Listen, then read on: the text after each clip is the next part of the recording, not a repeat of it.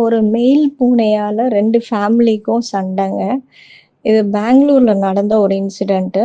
ஒரு mail gate பார்த்தீங்கன்னா, நெய்பரோட female கேட்ட பிரெக்னன்ட் ஆகியிருக்கு.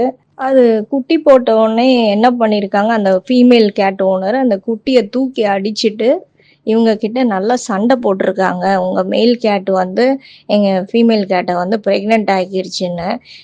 நான் என்ன கேட்குறேன், இதெல்லாமா ஒரு சண்டைங்க? அதுக்கு வந்து பிரெக்னன்ட் ஆகாம இருக்கணும்னா, அந்த ஓனர் வந்து அதுக்கு பர்த் கண்ட்ரோல் பண்ணி வச்சிருந்தாலே இந்த ப்ராப்ளம் வந்திருக்காது. இதெல்லாம் இயற்கையான ஒரு விஷயம். அதுங்க வந்து மேட்டிங் போறதெல்லாம் நம்ம ஏத்துக்கிட்டு தான் ஆகணும். அதுக்கு அந்த மெயில் ஓனர் கிட்ட வந்து இந்த மாதிரி சண்டை போட்டிருக்காங்க.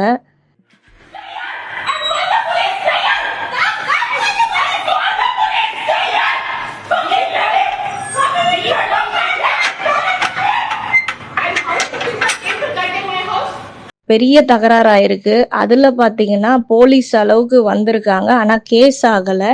போலீஸ் வந்து சால்வ் பண்ணிருக்காங்க. இதுக்கப்புறம் இந்த மாதிரி சண்டை போடாதீங்கன்னு. பாவங்க அந்த பூனைங்க வந்து என்ன பண்ணும் சொல்லுங்க? மனுஷங்களோட வன்மத்தை அந்த குழந்தைகிட்ட காட்டியிருக்காங்க. அதை தூக்கி அடிச்சு அதை காயப்படுத்தியிருக்காங்க. எப்படிதான் இந்த மனுஷங்களுக்கு வந்து மனசு வருதோ தெரியல. அந்த உயிருக்கும் ஆசை பாசம் இருக்கும். அதுங்களுக்கும் ஒரு லைஃப் ஃபியூச்சர்னு இருக்கு. ஸோ உங்களுக்கு வேணான்னா நீங்க பர்த் கண்ட்ரோல் பண்ணி சேஃபா வச்சுங்க.